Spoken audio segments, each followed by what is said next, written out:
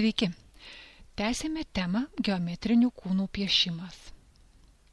Pirmoje temos dalyje išmokome piešti rutulį ir štrichuojant jam suteikti formą. Šioje dalyje mokysimės piešti cilindrą ir kubą. Pradedame nuo cilindro. Kad geriau išvelgtumėme formos šešėlius ir šviesą, sukurkime gerą apšvietimą, pasirinkime neutralios spalvos foną. Atkreipkime dėmesį, kad į bet kokį daiktą galima žiūrėti iš skirtingos padėties. Pavyzdžiui, į šį cilindrą žiūrime taip, kad mūsų akių lygis yra ties cilindro viduriu. Todėl jo viršus ir apačia mums atrodo vienodi. Į antrąjį cilindrą žiūrime šiek tiek iš viršaus, todėl jo viršų matome kaip siaurą elipsę, o apačią kaip platesnę. Į trečiąjį cilindrą žiūrime smarkiai pakilę virš jo, todėl jo viršus mums matosi kaip plati elipsė, o apačia jau artima apskritimui.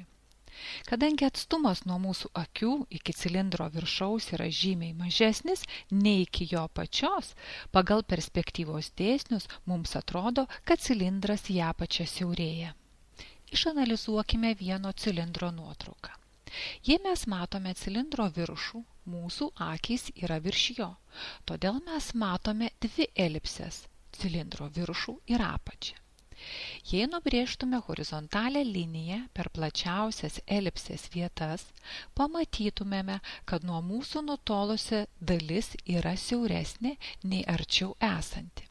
Taip matome dėl perspektyvos dėsnių, kurių dėka mes žinome, kad toliau esantis objektai mums atrodo mažesni nei arčiau esantis. Jei per apatinės elipsės plačiausias vietas nubrėžtumėm horizontalią liniją, pamatytumėm tuos pačius skirtumus, tik apatinė elipsė visa yra žymiai platesnė, apvalesnė nei viršutinė. Kai turime abi elipses, belieka jas sujungti. Taip gaunamas cilindro kontūras. Įsižiūrėkime, kur yra tamsiausios, šešėlinės vietos, kur yra labiausiai apšviestos vietos. Tiek šviesa, tiek šešėliais yra ryškiausi arčiausiai šviesos šaltinių. Šiuo atveju lempos. Čia jie sudaro didžiausią skirtumą, dailėje vadinamą kontrastu. Na, o dabar, žiūrėdami į cilindrą, jį nupieškime ir pavaizduokime jo apimtį. Pradėkime nuo jo proporcijų, aukštis ir plotis, bei simetrijos ašys. Pasižymėkime viršutinės ir apatinės elipsių vietas. Atkreipkime dėmesį, kad elipsės viršus yra žymiai siauresnis už elipsės apačią. Viršutinė elipsė, kadangi yra arčiau mūsų regėjimo lauko, yra siauresnė nei toliau nutolusi apatinė elipsė. Kada turime jau cilindro kontūrus, pasižymėkime šešėlio vietą, pašalinkime nereikalingas linijas. Turėdami siluetą galime pradėti suteikti jam formą. Pasiėmę minkštesnį pieštuką 2, 4, B, pradėkime štrichuoti tamsiausias šešėlinės vietas. Neapsistokime ties viena vieta, ieškokime skirtumo niuansų tarp tamsesnių ir šviesesnių. Su žymiai kietesniu pieštuku B, 2B, štrichuokime šviesesnės vietas, na, o pačias šviesiausias vietas štrichuokime pusiau kietų pieštuku pažymėtų HB. Kada baigiame štrichuoti, pašalinkime kontūrinės nereikalingas linijas. Štai mes turime baigtą cilindro piešinį. Prisiminkime žingsnius, nuo ko reikėtų pradėti. Taigi pirmas žingsnis. Reikėtų nusipiešti pačio cilindro formą, išlaikant jos proporcijas. Antrasis žingsnis. Štrichuoti tamsiausias šešėlinės vietas. Trečias žingsnis – tai būtų pusšešėliai ir refleksai ir pabaigai pasilikime pačias šviesiausias vietas. Liko išmokti piešti trečiąją formą, tai kubą ar jai artimą. Į kubą galima žiūrėti iš įvairių padėčių. Pirmoje nuotraukoje akių lygis yra maždaug ties kubo viduriu.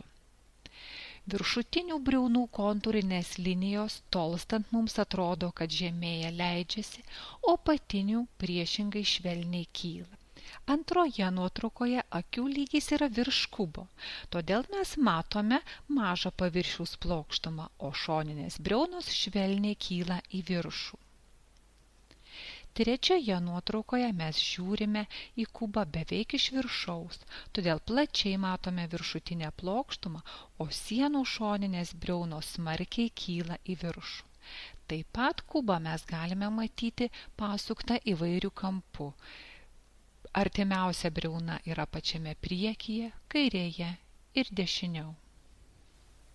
Plačiau išnagrinėkime vieną kubą. Kad mums būtų aiškiau, kokiu kampu šoninių sienų briaunos kyla į viršų, nusibrėžkime horizontalią liniją. Nubrėžę pagalbinės linijas pagal kubo briaunas, pastebime, kad jos tolstant siaurėja ir jeigu dar pratęstumėm vaizdą ekrane, matytumėm, kad jos susikerta tam tikrame taške. Dėka pagalbinių linijų mums tampa aišku ir nesudėtinga, kaip reikėtų nubrėžti objekto kontūrą formą. Mokydamiesi piešti šį geometrinį kūną, užduotį šiek tiek pasunkinkime. Pasirinkime atvirų viršumi dėžutę. Kadangi matome jos viršų, vadinasi, mūsų regėjimo kryptis yra iš viršaus. Pradedame piešti nuo arčiausiai esančios dėžutės briaunos. Toliau pasižymime akių liniją arba kitaip tariant horizonto liniją. Nuo dėžutės arčiausiai esančios briaunos nubrėžkime pagalbinės linijas, kurios riboja dėžutės šoninės sienas. Šoninių sienų kontūrinės linijos briaunos tolstant siaurėja iki susiduria horizonte esančiuose taškuose. Taip nubrėžiame visas 4 dėžutės sienas. Galime nubrėžti ir netgi tas briaunas, kurių mes nematome, kad mūsų piešinys būtų aiškesnis. Pradėdami štrichuoti pasirinkime tamsiausias vietas, šešėlinės vietas, pereikime prie šviesesnių. Taigi, visas sudėtingumas piešiant kubą, stačiakampį greta sienį ar dėžutę, tai yra perspektyva. Na, o lengvesnė vieta, tai yra jau išmoktas štrichavimas arba formos suteikimas šviesos ir šešėlių pagalba. Išmokę pavaizduoti 3 pagrindinių geometrinių formų, tai rutulio, cilindro ir kubo formas, nesunkiai įgytas žinias galėsime pritaikyti piešdami kitus objektus. Pradžiai pasirinkime natiurmortą iš kelių daiktų. Kad ir ką pieštumėm, svarbiausia yra pasidaryti taisyklingą piešinį. Kaip mes jį spalvinsime, tapysime ar atliksime kitomis priemonėmis, priklauso nuo mūsų kiekvieno skonio, sugebėjimų arba poreikių. Manau, kad toks natiurmortas ar panašus galėtų papuošti jūsų virtuvę, valgomąjį ar mokyklos valgyklą. Apibendrindami tai, ką išmokome, galime išskirti 4 pagrindinius piešimo etapus. Pirmasis – tai piešiamo objekto analizė. Antrasis – taisyklingas, geras, proporcingas sukomponavimas lape ar drobėje. Trečiasis etapas – taisyklingos formos ar silueto nupiešimas. Na ir ketvirtasis – tai yra tūrio apimties perteikimas spalva ar kitomis grafinėmis bei tapybinėmis priemonėmis. Pabaigai noriu priminti, kad piešimas yra nuolatinio žiūrėjimo menas, o išmokti piešti galima tik tai piešiant. Taigi linkiu nuolat stebėti aplinką ir ją fiksuoti popieriuje. Sėkmės kūryboje!